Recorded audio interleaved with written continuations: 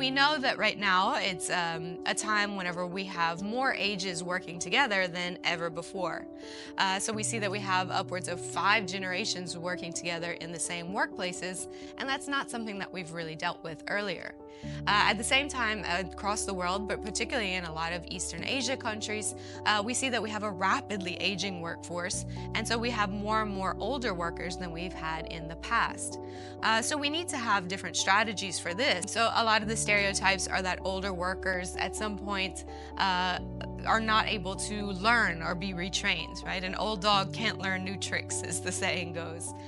We tend to think of older workers as perhaps more unhealthy, they're more expensive on the payroll, and that they're not willing to really innovate or change in this rapidly changing world.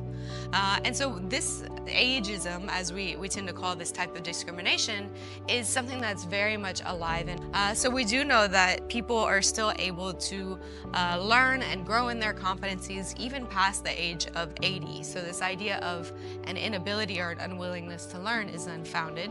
And we do find that there's a lot of benefits in the workplace itself. So there's a lot less shrinkage of our inventory.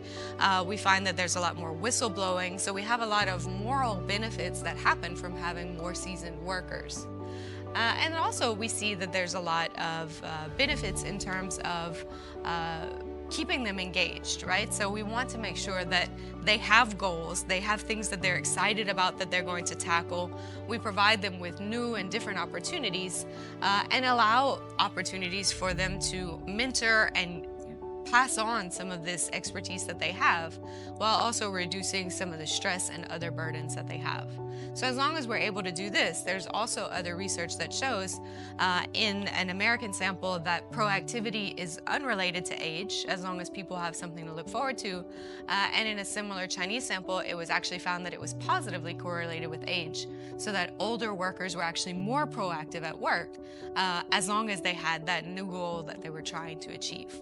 All right, so we see a lot of positives associated with a more seasoned workforce, but of course there are special considerations that we have to think about as leaders. If we find that our older workers are surrounded by young people, or if there's a lot of young cues in the workplace, then sometimes we might experience something called stereotype threat.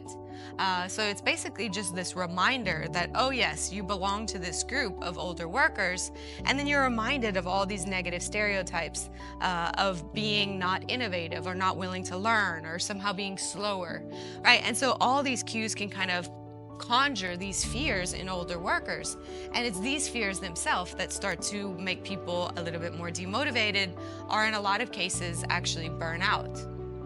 And burnout among older workers is something that leaders should be especially concerned about for a couple of reasons. So whenever a younger worker burns out, they just quit and go get another job, right? They say, okay, forget this one, I'm gonna get another one.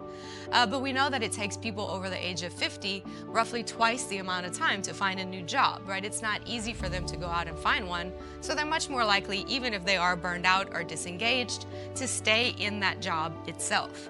All right, so they stay on, and so we have workers who typically have a larger salary, so they're expensive workers that are disengaged and only bringing 60 to 70% of their value as a result.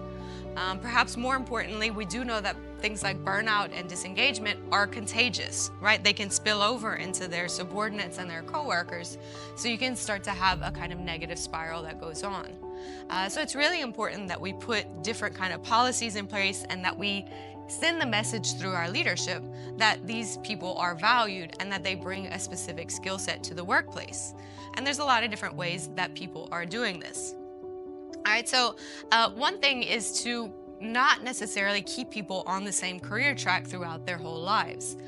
So always offering these different kind of ways or different kind of positions that are opening to them, so people can try new things over the course of their lifespan, particularly if we're thinking about keeping people 10, 15, 20 years past the traditional retirement ages. As we see that countries in Europe and also in China, that they're starting to push back slightly this retirement age and the pensioning age. So if we're keeping people engaged in the workforce longer, then we need to offer them new and varied tasks and assignments and opportunities.